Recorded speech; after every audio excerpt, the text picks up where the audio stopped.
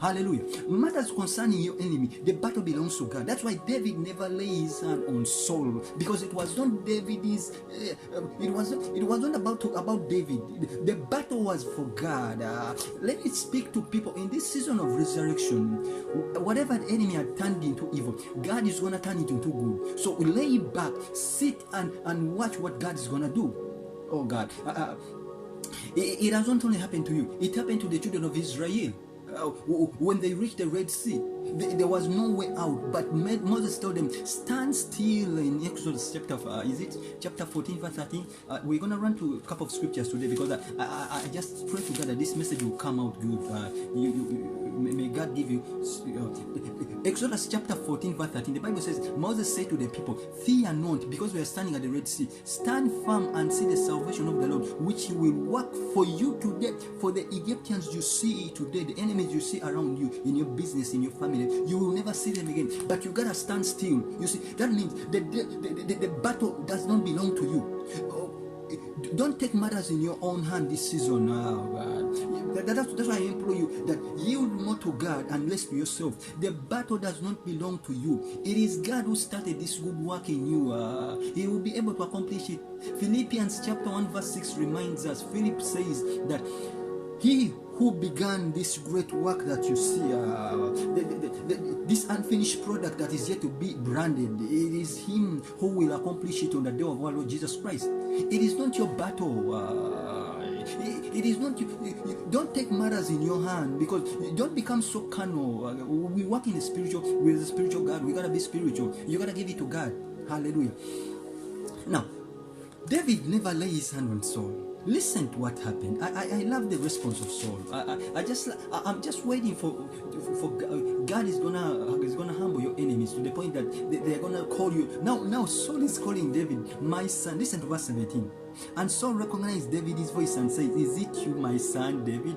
And David said, it is my voice, my Lord, O Lord. And he said, why does my Lord pursue after his servant? For what have I done? What evil is in my hands? Now therefore, let the Lord, the king, hear the words of the servant. If it is the Lord who has stirred up against me, may he accept an offering. But if it is men, let them be cast before the Lord. For they have driven me out of this day, that I should have no share in the heritage of my Lord, saying, go serve the other gods. Now therefore, let my blood fall to the earth away from the presence of the Lord. For the king of Israel has come to seek out a single flea, like one who hunts a partridge in the mountains. Listen to verse 21. Then Saul said, I have sinned. This is Saul in his strength. Listen to Saul. I love this. I can't wait for what is going to befall on your enemies. Listen. Then Saul said, I have sinned. Return my son David, for I will no more do harm to you, because my life was precious in your eyes this day. Behold, I have acted foolishly and have made a great mistake. And David answered and said, here is the spear, O king. David returns the weapon to his enemy. Let me speak to people that you don't even greet your enemy.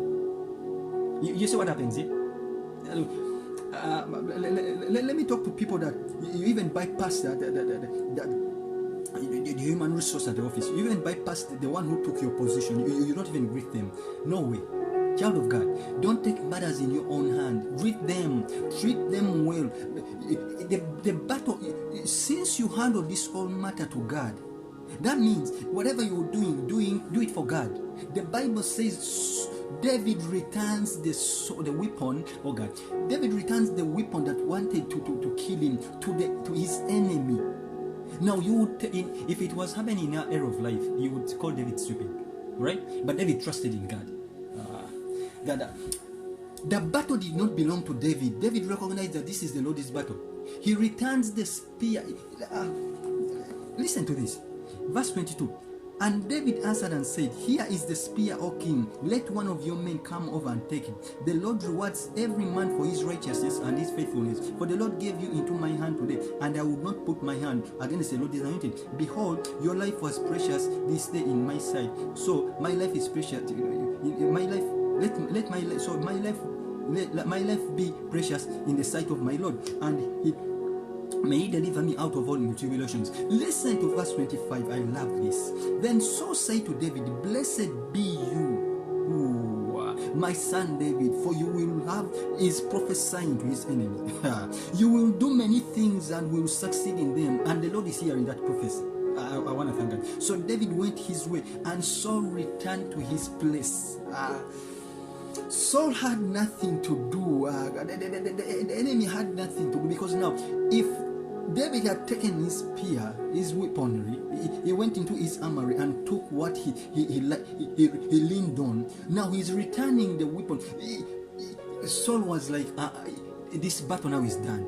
Because if the enemy, if one that I expected to open up a grudge against me, now is greeting me, so I give up. What will beat your enemy down, child of God, this season, is that what they expect, you don't give them what they expect. Listen, don't answer evil for evil. They expect you to be tough. They expect you to strike them. They expect you to be very tough. They expect you to abuse them. They expect you to return evil for evil. They expect you to return rage for rage. They expect you to return enmity for enmity. Do not do that. Listen, give them what they never expected. That's why I told you that in this season of resurrection, what the enemy meant for evil, God will turn it into good. But the only way God will turn it into good is when you give your enemy what they never expected.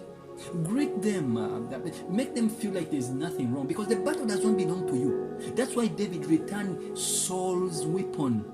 And Saul said, listen to what Saul said. I love this. Verse 24. And behold, as verse 25, then Saul said to David, blessed be you, my son David. You will have many things and succeed in them. That's what the enemy is going to do this season of resurrection. Whoever was hunting your life to take you down, God is going to humble them down. Whoever wanted you dead, whoever wanted you, whoever wants you to fail, the battle belongs to God. The battle belongs to God. Listen, nobody began on you. Nobody is responsible for your destiny. Whatever is happening in your life right now, whether it's good or bad, leave it to God. Let God and let go, oh God. Let go and let God. Let God and let go. Let God handle it. Let Him handle it. Don't help Him. You cannot. The Bible says that the Lord, I love this verse 12. I love this verse 12. Listen, that because a deep sleep from the Lord had fallen upon them, your enemy, God is going to blindfold them. Before you know it,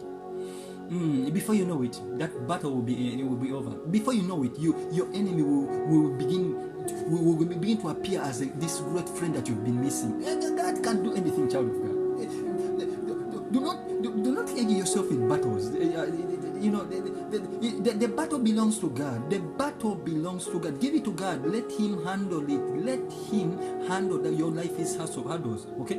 Because Saul was a sitting king and was a trained king, and he could harm David in everywhere, but David trusted in God. And in a season like this one of tribulation that David was going through, the Lord will always bring someone in your hand. The Lord put Jonathan, Saul's son, and he was the one who used to alert David that my father is planning this.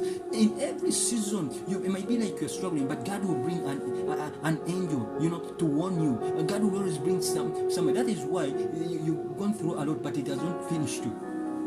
Okay, you've not been beaten down. You're still strong. You're still strong. You're still going strong. Nothing is going to happen to you because the battle belongs to God.